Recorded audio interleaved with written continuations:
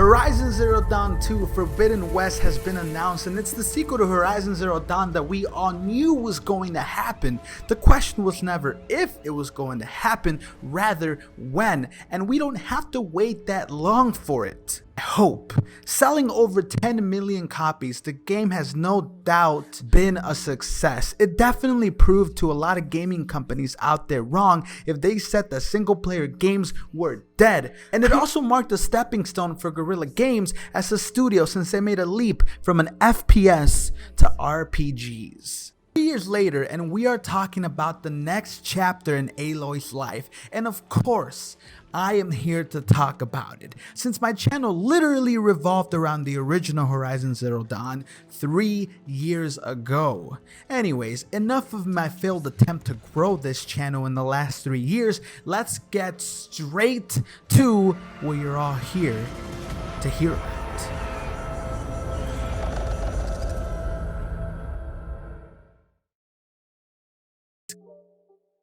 Is not all that much yet, but as always, I'm gonna do some digging for you all so you don't have to.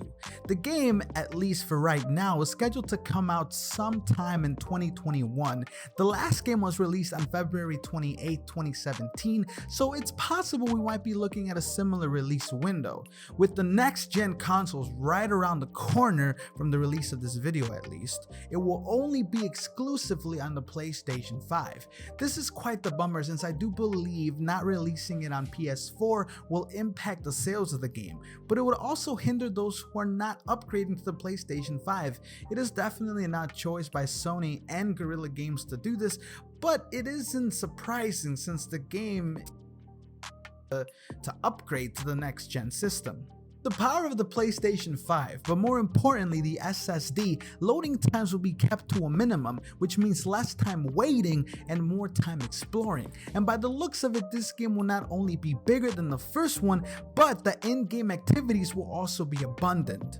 The setting of this game will be exactly what the title states, the Forbidden West. Just as a refresher and a potential spoiler if you have not played the first one, in the quest A Healer's Oath, which takes place in the Blazing Arch, inside a rowboat at the docks, you're able to scan a book or a glyph containing a hint of the Forbidden West. The page begins with, "Reader, if you would know of the Forbidden West, there are none more qualified to be your teller than I, the considerate Udane, healer of the Blazing Arch." And it goes out to say, stuff about the Forbidden West. Now, who is Udane and why he gotta be forgetting his diary all over the place is unknown, but if I could take a guess, we might get to meet him in the second game. Now, what is interesting about the excerpt we get to read is that it describes some of the biomes we saw in the trailer for Horizon Zero Dawn 2. If you want to quantify the amount of land we'll be given the chance to explore,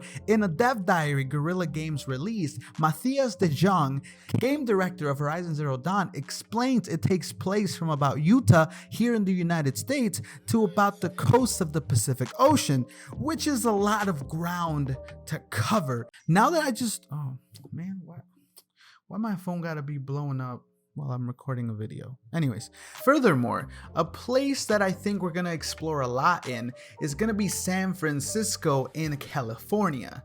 During the trailer, we do see a lot of snippets of various locations in San Francisco. For example, we see the ferry building that's underwater, the Place of Fine Arts, the Golden Gate Bridge, the Transamerica Pyramid, and City Hall.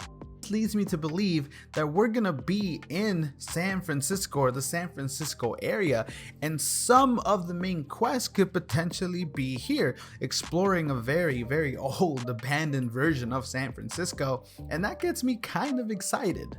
You have to give credit where credit is due. I'll put this link down in the description. It's by username Russell at Restera.com, who actually put this little bit here together, so shout out to that guy. That's all just talks about land, but in the trailer, it also gave us a look at underwater exploration. The Aloy using some scuba gear to swim below some snap malls near what seems to be the ferry building in San Francisco. We also see her riding along the coast, and in the background we see the Golden Gate Bridge. All interesting stuff for sure. I am interested to see the mechanics and how that will work. I'm sure we need to find oxygen tanks or something to dive into the water. No doubt though, I can't wait to see more. I'm sure we're gonna have a kind of holding your breath limit or oxygen limit, I guess. So I'm just interested to see how they're gonna work all of that into the game. I know that the most exciting part of the first game were the machines, and at least in the words of Matthias de Jong, we are promised a dozen or so more machines, hopefully, and the ones that we see are the trailer are for them. Now we do have the shell snappers. These are the guardians of the shores and the swamps. We have the sun wings that lurk the skies. We have the tremor tusk, which is a mammoth like machine which looks beefier than the thunderjaw in the first game and also a lot more dangerous. We also see a Pumbaa like machine, or a Warhog type of machine that just gets captured by Silence and whoever's he's with right now.